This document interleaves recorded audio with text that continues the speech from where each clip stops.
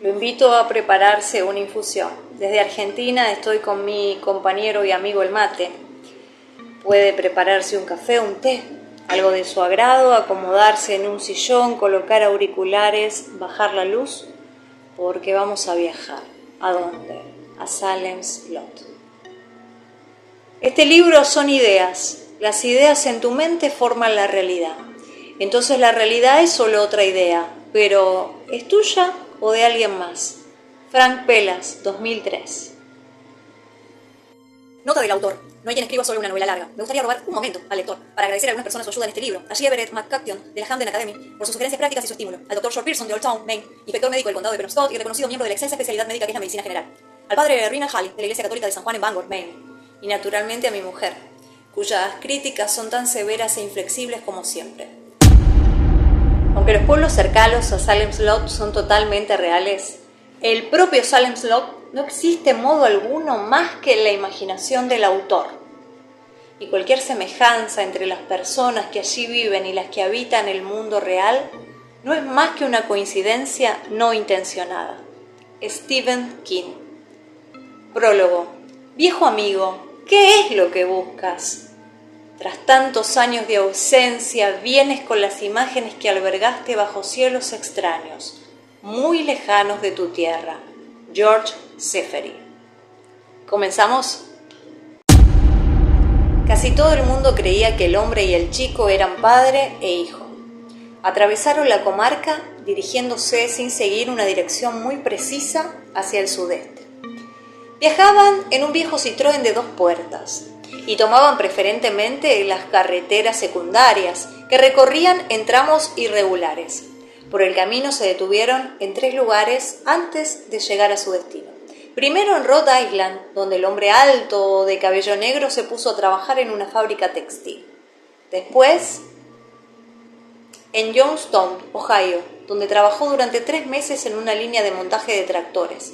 Y finalmente en un pueblecito californiano próximo a la frontera con México, donde trabajó como empleado de una gasolinera, además de realizar reparaciones en pequeños coches europeos, con un éxito que a él mismo le resultó tan sorprendente como reconfortante. Cada vez que se detenían, el hombre compraba un periódico de Maine, el Press Herald de Portland, y buscaba los artículos que hicieran alguna referencia a una pequeña ciudad del sur de Maine, llamada Jerusalem Lot, y a la región circundante. De vez en cuando encontraba alguna noticia sobre ellas. Antes de llegar a Central Falls, Rhode Island, escribió en diferentes cartuchos de motel el bosquejo de una novela que despachó por correo a su agente literario. 1.000.000 de años atrás había sido un novelista de cierto éxito, cuando las sombras aún no habían invadido su vida. El agente llevó el borrador a su último editor, quien se mostró cortésmente interesado, aunque no muy decidido a efectuar un adelanto de dinero. Pedir algo y dar las gracias por nada, explicó el hombre al muchacho mientras hacía pedazos la carta del agente. Todavía era gratis. Lo dijo sin demasiada amargura y de todas maneras comenzó a escribir el libro. El muchacho no solía hablar, su rostro siempre estaba tenso y sus ojos eran sombríos, como si estuviera escudriñando continuamente algún yermo horizonte interior. En los bares y en las estaciones de servicio donde se detenían por el camino se mostraba simplemente cortés. Parecía no querer separarse del hombre alto y se ponía nervioso cuando éste le dejaba, aunque solo fuera para ir al cuarto de baño. Se negaba a hablar del pueblo de Salem Lot, aunque el hombre procuraba sacar el tema de vez en cuando y nunca miraba los periódicos de Portland que su compañero dejaba deliberadamente a su alcance. Cuando terminó el libro, ambos vivían en una casita sobre la playa, apartada de la carretera. Los dos solían nadar en el Pacífico, más cálido y amistoso que el Atlántico. En el Pacífico no había recuerdos. El chico empezó a ponerse muy moreno. Aunque vivían bastante bien, ya que podían comer 3 veces al día y tenían el refugio de un techo seguro, el hombre había empezado a sentirse deprimido y a abrigar dudas sobre la forma de vida que llevaba. Se había convertido en su maestro y aunque el muchacho parecía no perjudicarle demasiado el hecho de no ir al colegio, era un chico despierto y con afición a los libros como también lo había sido él, no creía que ayudarle a olvidar Salem Lot pudiera hacerle algún bien. A veces durante la noche gritaba en sueños y arrojaba las mantas al suelo. Recibieron una carta de New York. El agente le comunicaba que la editorial Random House le ofrecía $12,000 de adelanto y que casi había cerrado un trato con un club de lectores. Sin duda parecía interesante. El hombre dejó su trabajo en la gasolinera y junto con el muchacho cruzaron la frontera. Los Zapatos, un nombre que por absurdo resultaba secretamente atractivo al hombre, era una pequeña aldea situada no lejos del océano. Estaba bastante libre de turistas, no tenía una buena carretera ni vista al mar. Para ello había que seguir unos 8 kilómetros más hacia el oeste, ni lugares históricos de interés. Además, la taberna local estaba plagada de cucarachas y la única prostituta era una abuela de 50 años.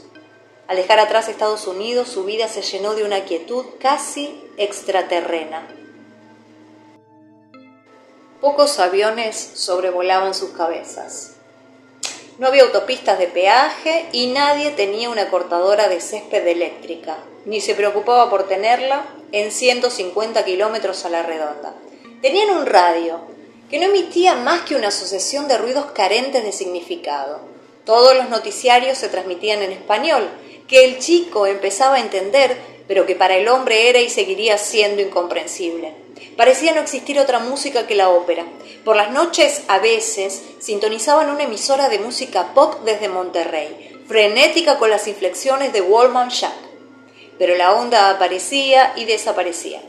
El único ruido de motor era el de un viejo rototiler, propiedad de uno de los granjeros locales. Cuando el viento soplaba en esa dirección, el sonido entrecortado le llegaba débilmente a los oídos como un espíritu inquieto. Sacaban a mano el agua del pozo. Un par de veces al mes, no siempre juntos, oían misa en la pequeña iglesia de la aldea. Ninguno de los dos entendía el significado de la ceremonia, pero iban de todas formas. A veces el hombre dormitaba en el calor sofocante al ritmo familiar de las plegarias y de las voces que las formulaban. Un domingo, el muchacho salió al destartalado porche del fondo, donde el hombre había empezado a escribir otra novela, y con voz vacilante le dijo que había hablado con el sacerdote para que le admitiera en la fe de su iglesia. El hombre hizo un gesto de asentimiento y le preguntó si sabía bastante español para aprender el catecismo. El chico contestó que no creía que eso fuera un problema. Una vez a la semana, el hombre hacía un viaje de más de 60 kilómetros en busca del periódico de Portland, Maine, que tenía siempre una semana de antigüedad por lo menos. Y a veces estaba manchado de orina de algún perro. 2 semanas después de que el muchacho le comunicara sus intenciones, encontró un artículo de fondo sobre Salem Lot y sobre una ciudad de Vermont llamada Monzón. En el relato se mencionaba el nombre del hombre alto. Este dejó el periódico por la habitación, sin muchas esperanzas de que el muchacho lo leyera. El artículo le inquietaba por varias razones. Al parecer, no todo había terminado en Salem Lot. Al día siguiente, el chico se le acercó con el periódico en la mano, doblado de manera que se viera el encabezado. ¿Pueblo fantasma en Maine? Tengo miedo, comentó. Yo también, respondió el hombre alto. Veamos el artículo. ¿Pueblo fantasma en Maine? Por John Lewis, director articulista de Press Herald. Jerusalem Lot es una pequeña ciudad situada al este de Cumberland y a 30 kilómetros del norte de Portland. No es en la historia norteamericana la primera ciudad que muere y desaparece, y probablemente no será la última, pero es una de las más extrañas. Los pueblos fantasmas son comunes en el sudoeste norteamericano, donde las comunidades crecieron poco menos que de la noche a la mañana en torno de ricos filones de oro y plata, para desaparecer después casi con la misma rapidez a medida que las vetas se agotaban, dejando que las tiendas, los hoteles y los salones se pudrieran, vacíos en el silencio del desierto. En Nueva Inglaterra, la misteriosa muerte de Jerusalem Lot o Salem's Lot, como suelen llamarlo los nativos, solo encuentra parangón en una pequeña ciudad de Vermont llamada Monzón. Durante el verano de 1923, al parecer Monzón dejó de ser habitable y desapareció. Y con ella desaparecieron sus 312 habitantes. Las casas y los edificios de algunas pequeñas tiendas del centro de la ciudad están todavía en pie. Pero desde ese verano de hace 53 años siguen deshabitadas.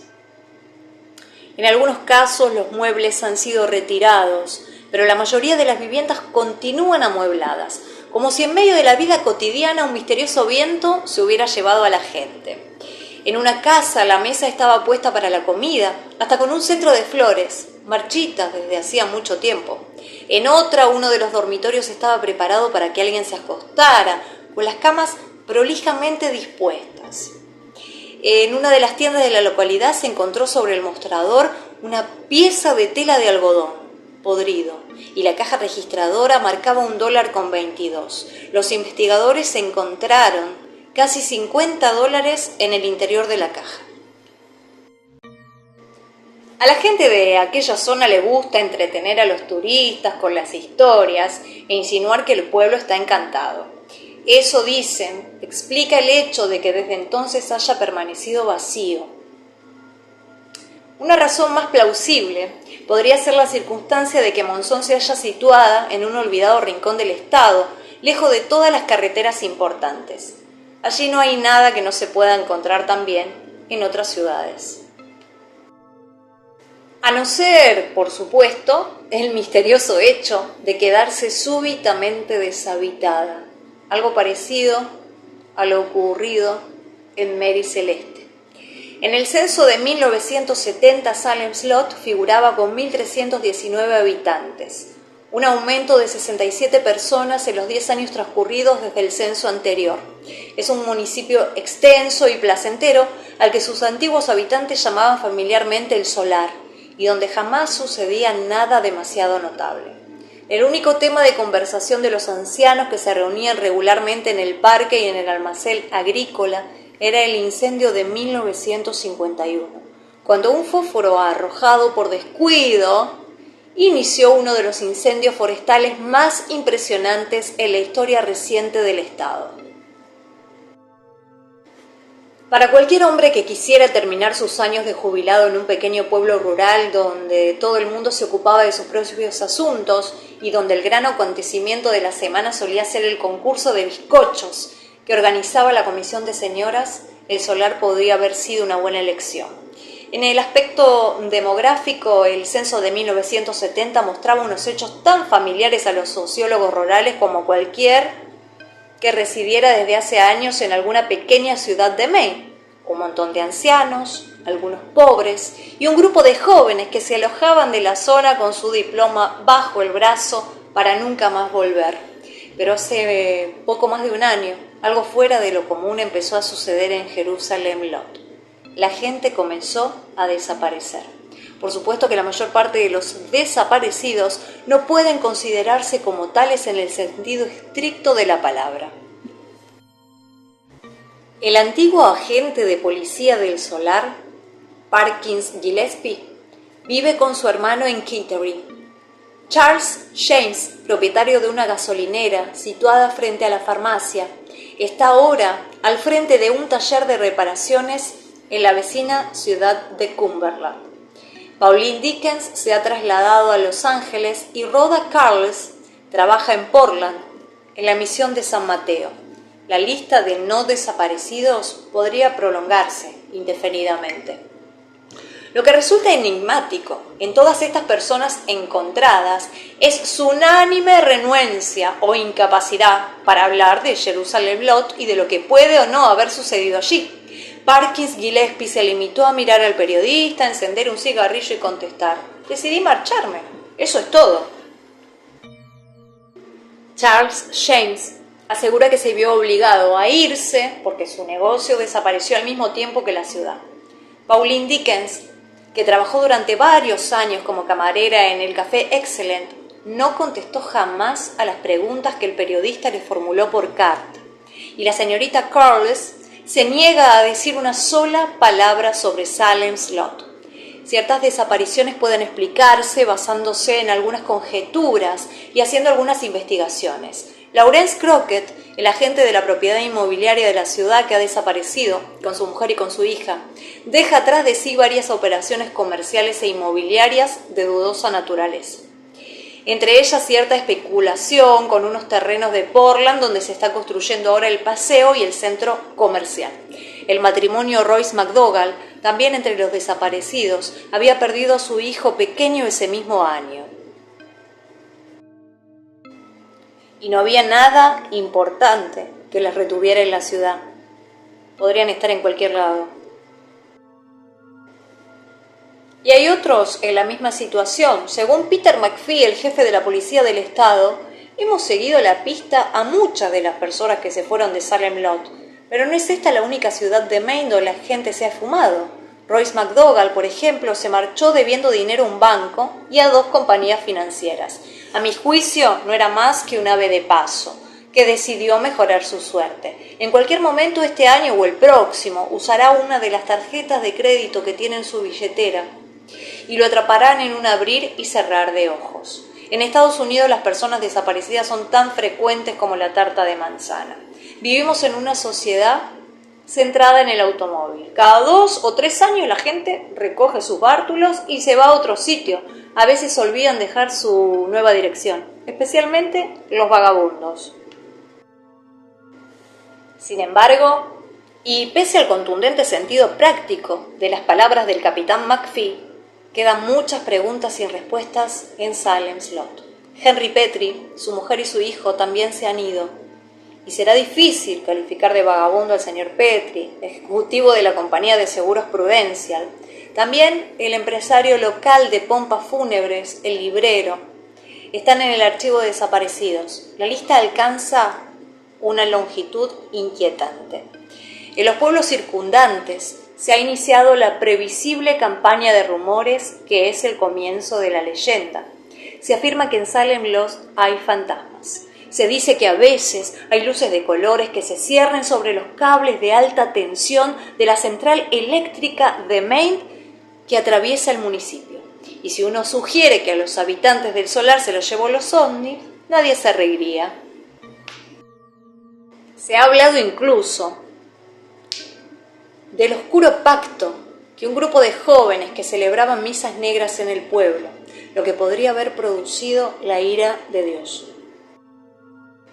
La ira de Dios sobre una ciudad que llevaba el mismo nombre que la ciudad más sagrada de Tierra Santa. Otros menos inclinados hacia lo sobrenatural recuerdan a los jóvenes que hace unos 3 años desaparecieron en Houston, Texas, para ser descubiertos luego en espantosas tumbas colectivas. Tras una visita a Salem Lot, todas esas conjeturas parecen menos disparatadas. No queda una sola tienda abierta. La última en desaparecer fue la farmacia de Spencer, que cerró sus puertas en enero. También ha cerrado el almacén de productos agrícolas de Crossen, la ferretería, la tienda de muebles de Barlow y Stryker, el Café Excellent e incluso el edificio municipal, así como la nueva escuela secundaria construida en el solar en 1967. El mobiliario y los libros de la escuela han sido trasladados a un establecimiento provisional en Cumberland, pero parece que al comienzo del año nuevo escolar no acudirá ningún niño de Salem Lot. Allí ya no hay niños, solo quedan tiendas y locales abandonados, casas desiertas, jardines y caminos descuidados. Algunas de las personas a quienes la policía estatal quisiera localizar o de quienes les gustaría por lo menos tener noticia son John Crobbins, pastor de la iglesia metodista de Salem Lot, al padre Donald Callaghan, párroco de St. Andrew, Mabel Wertz, una viuda de la localidad que se distinguía por su labor en la iglesia de Salem por sus funciones sociales, Lester y Harriet Durham, un matrimonio que trabajaba en Gates Neely y Webbing, Eva Miller, propietaria de una pensión en la localidad. 2 meses después de la publicación de aquel artículo en el periódico, El muchacho fue bautizado en la fe católica, hizo su primera confesión y lo confesó todo. El sacerdote de la aldea era un anciano de cabello blanco y rostro atrapado en una red de arrugas. Desde la cara curtida por el sol, los ojos activaban con una vivacidad y una avidez sorprendente. Eran unos ojos azules, muy irlandeses. Cuando el hombre alto llegó a su casa, el cura estaba sentado en el porche tomando el té. Junto a él había un hombre bien trajeado, con el cabello peinado con raya en medio y tal cantidad de brillantina que al hombre alto le hizo pensar en viejas fotografías de 1890. «Soy Jesús de la Rey Muñoz», se presentó el hombre. «El padre Graycon me pidió que hiciera de intérprete, porque él no sabe inglés. El padre ha hecho a mi familia un gran servicio, que no me está permitido mencionar. Mis labios permanecerán igualmente sellados respecto al problema que él quiere plantear. ¿Está usted de acuerdo?» «Sí». El hombre estrechó la mano de Muñoz y después la de Graycon. Este habló en español sonriendo. No le quedaban más que 5 dientes, pero su sonrisa era alegre y amplia. «Pregunta si aceptaría usted una taza de té. Es de té de menta, muy refrescante». «Me encantaría. El muchacho no es su hijo», dijo el sacerdote, una vez superadas las formalidades. «No, su confesión fue muy extraña. En realidad, en toda mi vida de sacerdote no había oído una confesión tan extraña. No me sorprende». «Y lloró», continuó el padre Graycon mientras bebía su té, con un llanto intenso y terrible que parecía proceder de lo más profundo de su alma. «¿Debo hacer la pregunta de esa confesión implica?» «No», respondió con calma el hombre alto. «No es necesario, le dijo la verdad».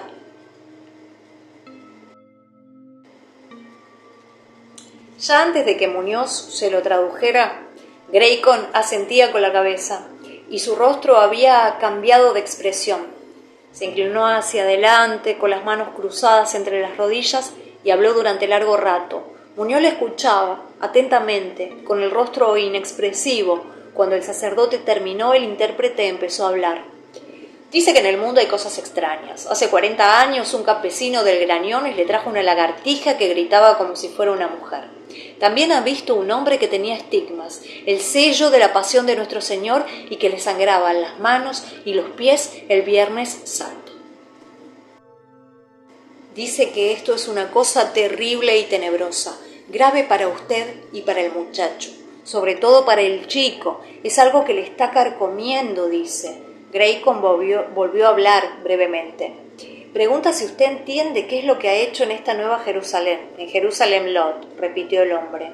«Sí, lo entiendo». Graycon volvió a hablar. «¿Quiere saber qué es lo que piensa hacer al respecto?» El hombre alto meneó muy lentamente la cabeza. «No lo sé». Graycon habló de nuevo. «Dice que rezará por ustedes». Una semana más tarde despertó sudando por una pesadilla y pronunció el nombre del muchacho. «Tengo que volver», anunció. El muchacho palideció bajo su bronceado. «¿Puedes venir conmigo?», preguntó el hombre. «¿Tú me quieres?». «Sí, por Dios que sí».